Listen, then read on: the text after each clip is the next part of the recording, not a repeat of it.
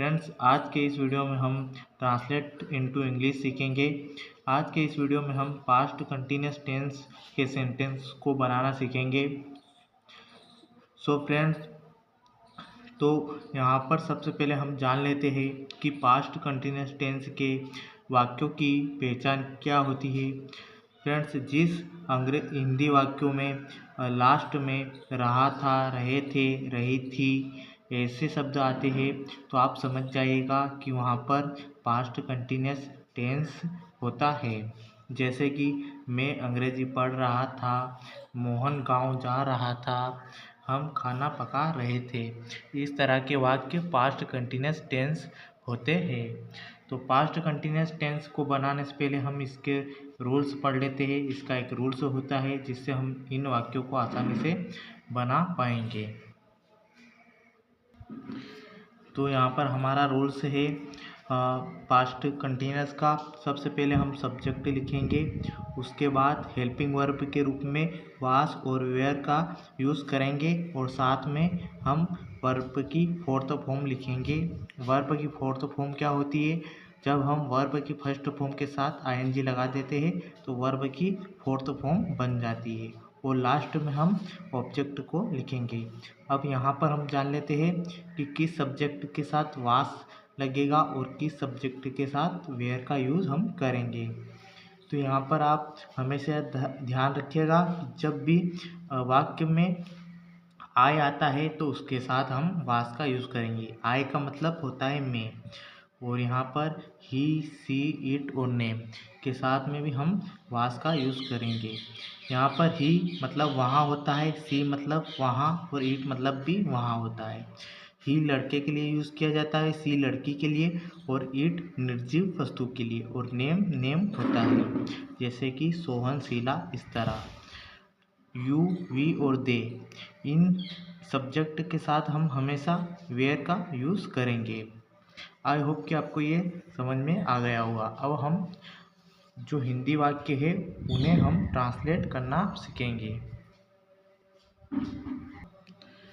तो यहाँ पर हमारा पहला वाक्य है, मैं अंग्रेजी पढ़ रहा था। फ्रेंड्स, एक बार मैं आपको नंबर सीरीज़ के द्वारा भी समझा देता हूँ। सबसे पहले हम लिखेंगे आई का इंग्लिश सबसे फर्स्ट नंबर पर, उसके बाद हम लिखेंगे जो यहाँ पर रहा था, रहे थे, इनके लिए हम हेल्पिंग वर्ब लिखेंगे।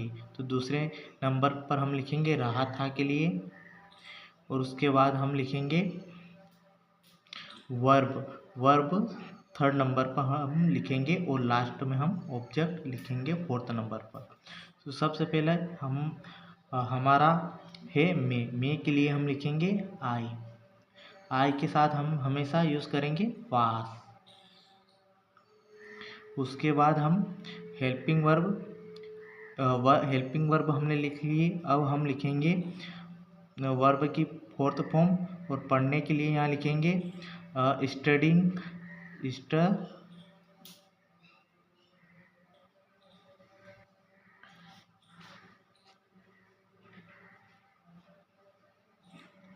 स्टडिंग। लास्ट में हमारा ऑब्जेक्ट आ जाएगा इंग्लिश। हमारा पूरा सेंटेंस बन जाएगा I was studying English. Friends, ध्यान दीजिएगा, अगर हम यहाँ पर लिखते हैं मैं किताब पढ़ रहा था तो यहाँ पर हो जाता आई वाज रीडिंग इंग्लिश। जब हम कौन सा भी सब्जेक्ट का नाम लिखकर हम बोलते हैं कि मैं हिंदी पढ़ रहा था, मैं मैथ्स पढ़ रहा, तो यहाँ पर वहाँ पर हो जाएगा स्टडिंग। अगला हमारा वाक्य है मोहन गांव जा रहा था। सबसे पहले हम सब्जेक्ट लिखेंगे, मोहन हमारा सब्जेक्ट है तो हम लिखेंगे नेम मोहन, और ये मोहन एक नेम है, नेम के साथ हम वास का हेल्पिंग वर्ब वास हेल्पिंग वर्ब लिखेंगे, मोहन वास। उसके बाद हम वर्ब की फोर्थ फॉर्म जा रहा था, तो जाने के लिए हम लिखेंगे गो, और उसके साथ में हम आईएनजी लगाएंगे। और जब भी हम किसी स्थान पर जाते हैं तो उस स्थान को दर्शाने के लिए हम लिखेंगे टू, गोइंग टू, और जहाँ जा रहे हैं लास्ट में हम ऑब्जेक्ट हमारा गाँव आ जाएगा, तो विलेज। हमारा पूरा सेंटेंस बन जाएगा Mohan was going to village. अगला हमारा वाक्य हम खाना पका रहे थे। तो सबसे पहले हम लिखेंगे हम का इंग्लिश बन जाएगा वी के साथ हम हमेशा यूज़ करेंगे वेयर हेल्पिंग वर्ब के रूप में।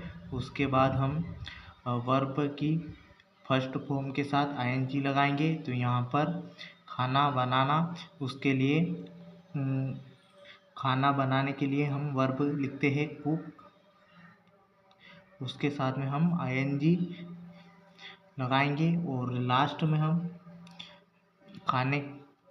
खाना जो है हमारा ऑब्जेक्ट है तो हम लिखेंगे फूड। जो हमने ये वर्ब लिखी है ये पकाने के लिए लिखी है। हमारा पूरा सेंटेंस बन जाएगा we were cooking food. Next हमारा वाक्य है तुम निबंध लिख रहे थे। तो यहाँ पर तुम के लिए हम लिखेंगे यू हमारा सब्जेक्ट बन गया है। उसके बाद सब्जेक्ट के साथ हम हेल्पिंग वर्ब लिखेंगे वेयर, क्योंकि यू के साथ हम वेयर लिखेंगे। उसके बाद हम वर्ब की फोर्थ फॉर्म लिखने के लिए लिखेंगे राइटिंग,